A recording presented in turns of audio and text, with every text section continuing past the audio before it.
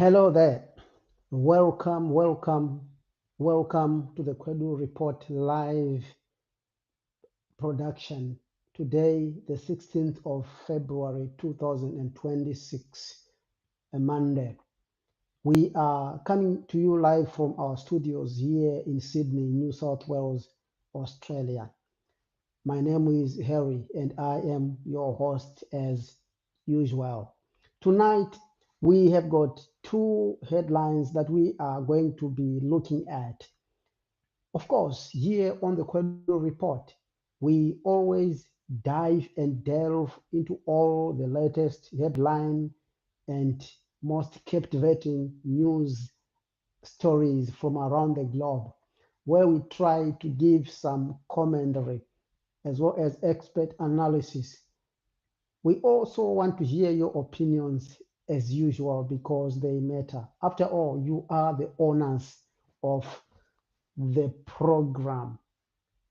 Welcome once again to the Kwedu Report. If you're just joining us, you can like, share, and follow our page on Kwedu Classics on Facebook, on YouTube, on X, on TikTok.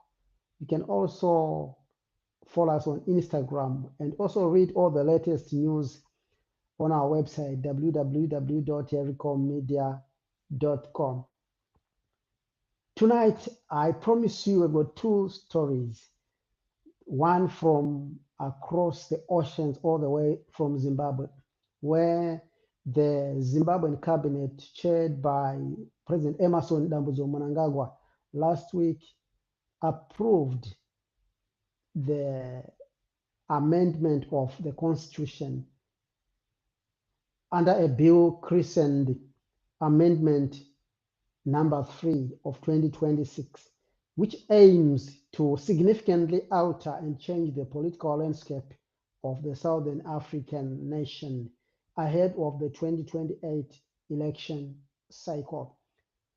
Of course, we also have another trending story in the past week from the United Kingdom, where the country's richest man, Sir Jim Ratcliffe, who is also the co-owner of Manchester United Football Club, torched the storm, courted controversy big time in the UK as well as across the European continent when he said during an interview with Sky News that the United Kingdom has been colonized by immigrants. Now, we go to our first story, all the way from Zimbabwe, where the Zimbabwean cabinet, chaired by President Emerson Mnangagwa, approved Amendment number 3, Bill of 2026, which aims to alter the country's political landscape ahead of the 2028 election cycle. Now, this particular bill aims to extend the presidential and parliamentary terms from the current 5 years to 7 years. It also aims to shift the election method of the president, where the current direct popular universal suffrage method will be replaced by an election by parliament. So the proposal actually stipulates that the president will now be elected by members of parliament. Now, one important thing to note here with this amendment bill is that the current president, the incumbent President Emerson Mnangagwa, will benefit from this amendment. That actually means that Mnangagwa's rule will be extended from 2028 to 2030, bypassing the current 2-term limits. Very, very important to take note of that from the onset. Now, this particular amendment has generated a lot of debate in Zimbabwe, even among Zimbabweans in the African diaspora. So another important feature to note on this amendment is the shifting of the voter registration responsibility or role from the Zimbabwe Electoral Commission to the Registrar General's office, thereby reducing the independence of judicial appointments. That's an observation really that has been made by some critics or some observers. Analysts have said the introduction of this bill amounts to a constitutional coup and democratic backsliding. Now, before we look at what some analysts have said, we just want to have a look at and listen to Tendai Biti, who is a former finance minister in the Zimbabwean government, as well as an opposition figure. We will die for this constitution. We will be arrested for this constitution. We will exercise the rights that are provided for in our favor in the constitution, in particular section 57 of the constitution, which allows us to demonstrate, to petition peacefully. Just like the function of the president and cabinet is to uphold the constitution, is to protect the constitution. To make these vicious amendments on the constitution, they are breaching the functions and obligations that they've been given in part 5 of the constitution of protecting the constitution and upholding the constitution. Therefore, their proposed amendment is treason. Their proposed amendments are breaching the constitution of Zimbabwe that they took and swore oaths to uphold. There we go. Tendai Biti, Zimbabwean opposition figure, not mincing his words, coming out strongly against the proposed amendments to the constitution. The bottom line is, Biti is saying, by merely amending the constitution, the president and his party and the cabinet members are already breaking the constitution. The fundamental reason why they are in office is to uphold the constitution. So it is saying, by amending the constitution, the president and his cabinet are failing to respect the constitution, to uphold the constitution, something which they swore to do when they were sworn into office. And it is also saying there that they are prepared to take action and to do whatever it takes to defend the constitution, to make sure that this amendment does not see light of day. So it's very interesting. We'll be watching the developments in Zimbabwe there to see what the opposition has in mind. Of course, Tendai Biti there, a senior opposition figure in Zimbabwe, coming out very strongly in condemnation of this amendment. Now, some critical analysts, some analysts and observers have said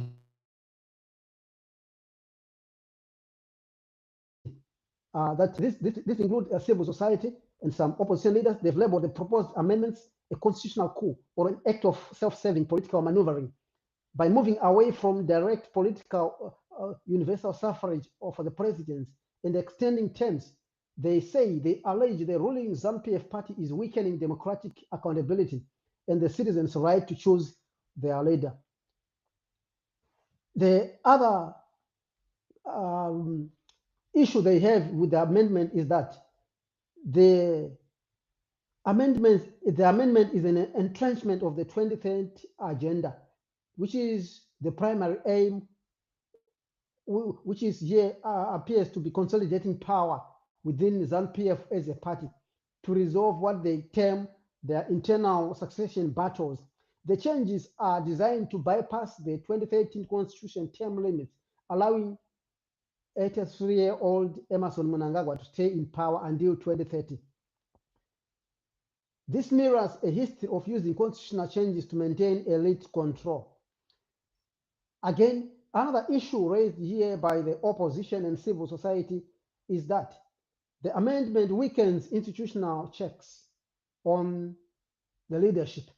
The transfer of voter registration from the Zimbabwe Electoral Commission to the Registrar General's office is particularly concerning, as it removes a key component of independence in judicial appointments designed to ensure electoral integrity, placing it directly under executive control, they reckon and allege. Furthermore, reducing public interviews for judges threatens the independence of the judiciary.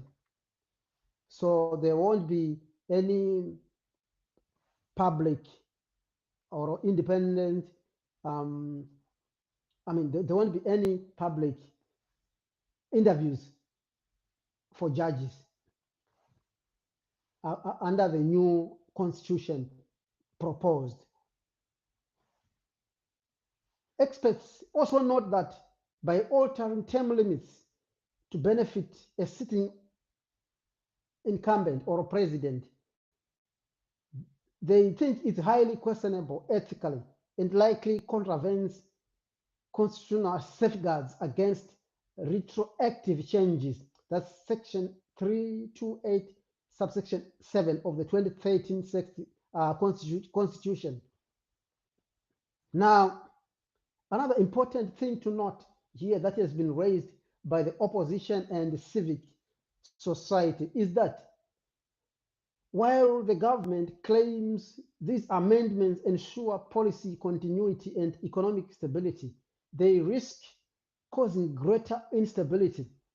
The often non-transparent nature of these amendments erodes public trust and increases the likelihood of international isolation. The opposition here and civic society actually question and allege that there is very little or no public involvement, the greater public involvement in these amendments. So they think here that this actually makes the country more unstable and risks the country from international isolation. Of course, we know that some opposition figures like Job Scholar have taken the issue with the African Union to try and have this issue resolved. One important thing to note is the muted response or reaction from Zimbabwe opposition figure Nelson Chamisa, who, instead of offering a reaction that shows leadership, apparently pens out a two-paged letter or appeal to the departed opposition leader Morgan Tsvangirai. In this particular emotive, very highly emotive letter to the departed Morgan Tsvangirai, Chamisa goes through memory lane where he talks about the problems that he has faced, the persecution that he has faced as opposition leader, as well as the challenges that he has faced in trying to fight the ruling party. It is my opinion that instead of trying to invoke the spirit of Tsvangirai, Zimbabweans are looking to the opposition leadership to provide a reaction that shows leadership and provide a way forward. People want to hear what the opposition leaders proffer forward or give as a plan of action in trying to deal with the issue of the amendment of the constitution that has been put into motion by the ruling ZANU-PF party. But at the moment, as things stand, there's no clear path provided by the opposition on how they are going to deal with this particular issue. Now, the 2026 amendments represent a significant shift from the promise of the 2013 Constitution. There's no doubt about that. which was intended to bring accountability. Instead, these changes signify a move towards a dominant party constitutional order that prioritizes executive control over democratic competition, potentially leading to a long-term political instability. This is the view of some political analysts and some civic society leaders. If you are joining us, thank you very much for joining us on the Kwedu Report. We are coming to you live from our studios here in Sydney, New South Wales, Australia. You can follow and like our page Kwedu Classics on YouTube, Instagram, on Facebook, as well as on X and TikTok. We want to hear your opinions. What do you think about this issue here, which we are discussing and talking about today? The proposed amendment bill number 3 of 2026 that seeks to change the electoral landscape in Zimbabwe. This means that there won't be any elections in 2028. Elections will likely be held in 2030. This also means that the current president will serve until 2030, bypassing the current 5-year and 2-term limit, which is supposed to end in 2028. What is your opinion? You can hit the chat box and give us your opinions. Should Zimbabwe amend the constitution? Tell us. We want to hear your opinions. Should the Zimbabwe go ahead with amendment of the constitution? Should Zimbabwe increase the presidential term limit? Do you agree with the proposition here by ZANU-PF that the amendments are good for the country because they ensure continuity so that ZANU-PF can continue to develop the country? Do you agree with that? Or do you agree with what the opposition is saying, that this amendment is meant to perpetuate the stranglehold of ZANU-PF on power and does not involve the citizens and actually erodes the citizens' right to elect their own leaders and to hold them accountable, to hold power to account? What is your opinions? You are the owners of this program. You are the citizens. You are the leaders.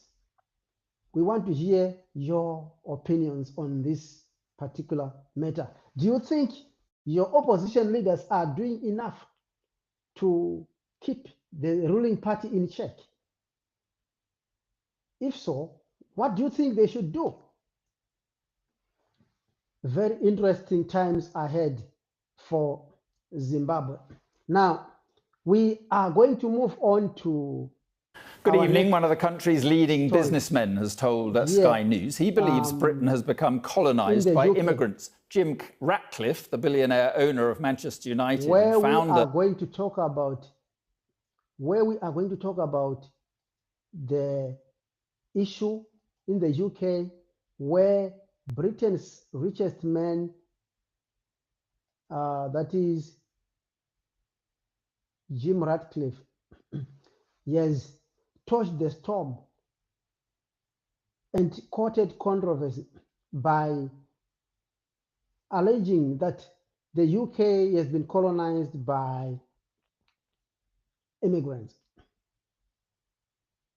He was talking to Sky News. So we want to have a look at this short clip from Ratcliffe when he was speaking to Sky News. Let's take a listen to what Ratcliffe says. Benefits and huge levels of immigrants coming in. I mean, the UK is being colonised. It's costing too much money. It will cause... It'll cause... Well, the UK is being colonised by immigrants, really, isn't it? I mean, the population of the UK was 58 million in 2020. Now it's 70 million. We want to listen again to that part. We want to discuss this, but we want to make sure that you hear this part. So we want to have a listen again to this part.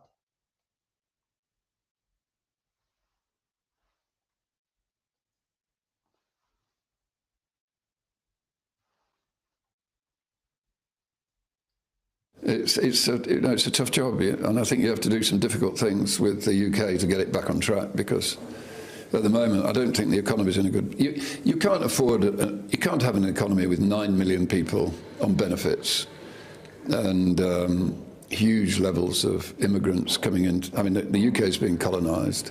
It's costing too much money. It will cause. It'll cause. Well, yeah. The UK is being colonised by immigrants, really, isn't it? I mean, the population of the UK was 58 million in 2020. Now it's 70 million. That's 12 million people. You met recently. There we go. That's Sir Jim Ratcliffe. For those of you who do not know, Sir Jim Ratcliffe is apparently the UK's richest man. His net wealth is estimated at around 17 billion. He is also the co-owner of Manchester United Football Club, arguably the second most popular and biggest club in the world. So Ratcliffe was speaking at a European Business Summit in Belgium, speaking to the Sky News there. He was asked the question on immigration. Now, this interview or these remarks by Ratcliffe drew widespread condemnation, especially the part where he describes the UK as being colonized by immigrants. He has also asserted in that interview, as we have also seen and heard, that the influx of immigrants has cost the country too much money. So apparently, from the day that he said these words, this has prompted a political and social firestorm, with critics highlighting some inaccuracies in his data as well, and also the irony of his on-tax residency and the divisive nature of his language.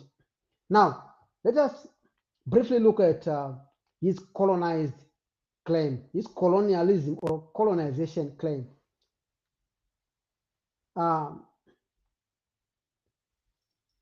We have to look at it this way.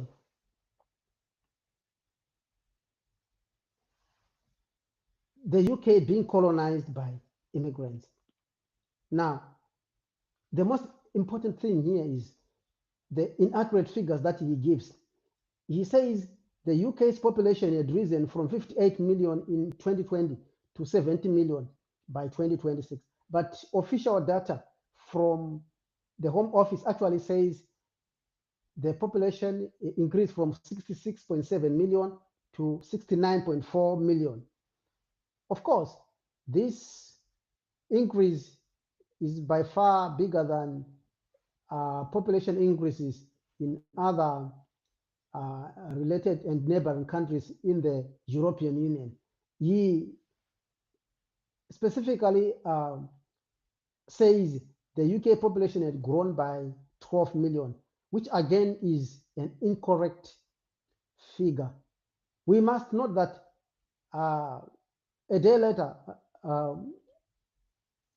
Ratcliffe offered what he called an apology.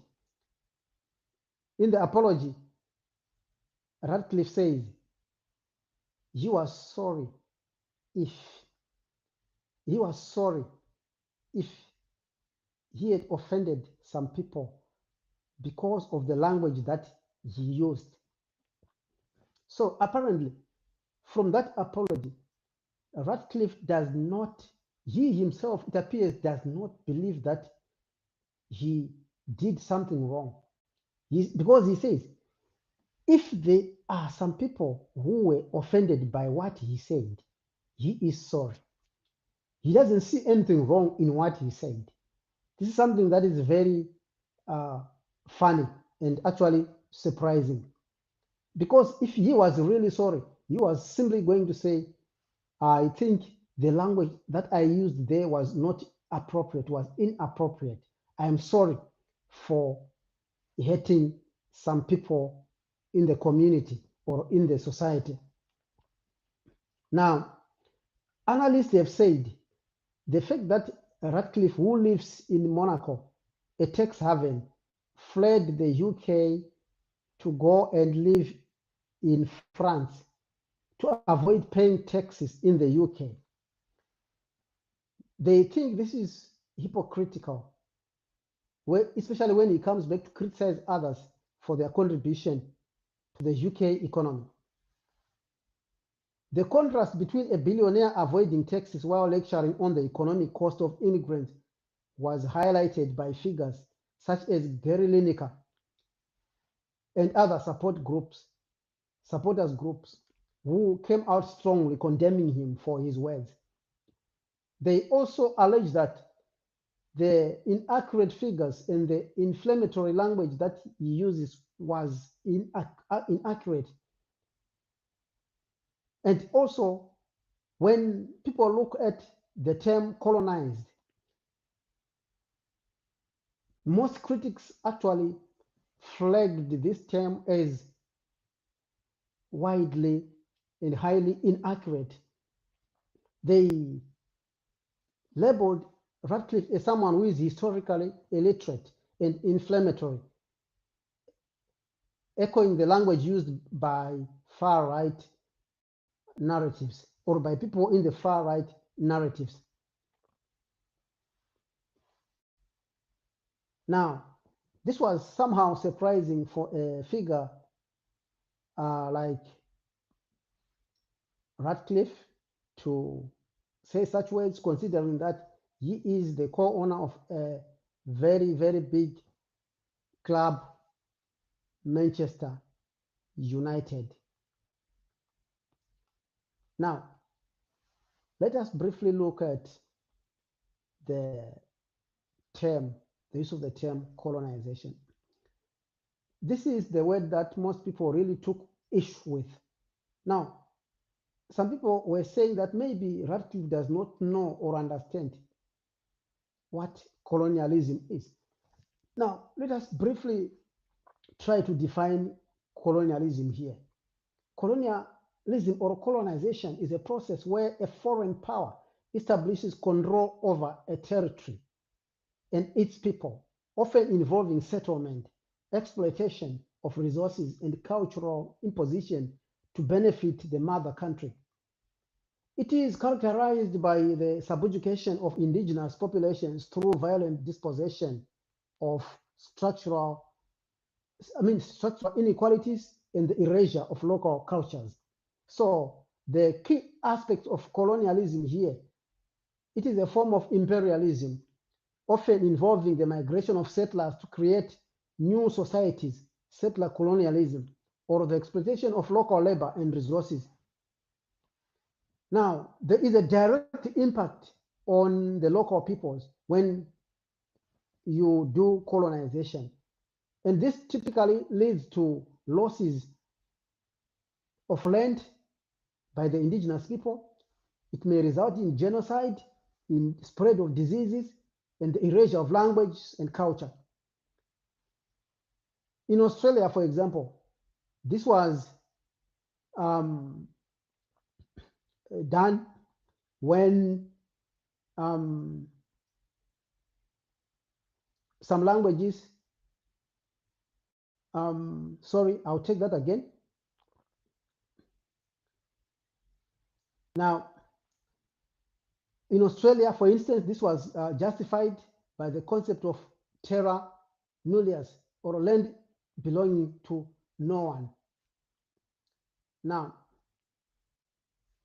when you talk of colonization, this is a situation where we have land seizures, where settlers move into occupied areas and forcibly remove the indigenous people. And there is cultural imposition. Now, let us look at some of the political reactions to the Jim Ratcliffe choice of words. British Prime Minister Keir Starmer stated that the remarks were offensive and wrong and called for an apology, describing the UK as a proud, tolerant and diverse country.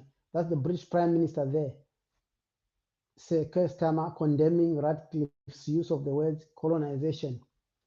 While Rachel Reeves, the Chancellor of the Exchequer, labeled the comment as unacceptable and disgusting. However, Nigel Farage of the Reform Party, Reform UK leader, defended Ratcliffe's comments, saying he firmly believed the comments were right and that immigration has changed the character of many areas in the country. We also have Andy Burnham, the mayor of Greater Manchester, who said the comments were inflammatory and went against everything for which Manchester has traditionally stood. Now, we have also some reactions there from Jack Richards, Justice Minister, who found it quite offensive that a man who moved to Monaco to save 4 billion in tax was now lecturing us about immigration. We also have some reactions here from Liz Truss, former Prime Minister, who said the statement by Ratcliffe is right. We also have here Pep Guardiola, the Manchester City manager, who said, while he expresses appreciation for Ratcliffe's personal opinions, and while he appreciates him personally as a human being, he noted that nationality, skin color, and birthplace do not make a difference in your life, and that treating immigrants as a problem is a big problem globally. That's Pep Guardiola, the manager for Manchester City. We also have here a comment, a reaction from Kick It Out, which is an organization which advocates for equality and non-discrimination in football, which condemned the comments as disgraceful and deeply divisive, stating such language has no place in English football. Manchester United Muslim supporters, they also say they were outraged by the term colonized. They noted it mirrors far-right narratives that frame migrants as invaders and demographic threats. Piers Morgan, a media personality in the UK, also said Ratcliffe's comments portray race baiting. He actually says, according to quote Piers Morgan here, he says they were stinking, race baiting comments. He says they were stinking, race baiting comments, noting that he himself, an immigrant, takes exile, and many of his players are immigrants. That is referring to Sir Jim Ratcliffe. Now, we end tonight with a statement, reaction from Manchester United, an official statement. Manchester United distanced themselves from the comments, reinforcing their pride in being an inclusive and welcoming club that reflects the history and heritage of Manchester, a city that anyone can call home. That's the statement from Manchester United as a club. Apparently, the club did not mention Ratcliffe with name, but reiterating their commitment to the values of inclusion and diversity, as is seen on their official website. We also have here an anonymous senior player from Manchester United, according to reports. He said in response, no words, while others were said to be alarmed by the remarks. There we are. I'm sure you and me will agree that the issue of immigration is an issue that people should discuss about freely and respectfully. without fear or favor. People should discuss about it freely, and where there are challenges, offer opinions, suggestions, and solve together, because the solution of this issue is good for everyone. If there are problems in society, people must discuss them, bring each other together, find each other, and discuss and come up with solutions that benefit everyone. So, what do you think about all the issues that we have raised tonight? What do you think about the issue of immigration? What do you think about the developments in Zimbabwe, where the country's president and cabinet have approved a new amendment bill of 2026, bill number 3, to amend the constitution? So if you are joining us, thank you very much for joining us and for coming to the Kwedu Report. You can follow and like our page on Kwedu Classics, on Kwedu Classics on YouTube, on Instagram, and on Twitter, as well as on TikTok. Till we meet again in the next edition of the Kwedu Report, you have a good night. Thank you very much for joining us.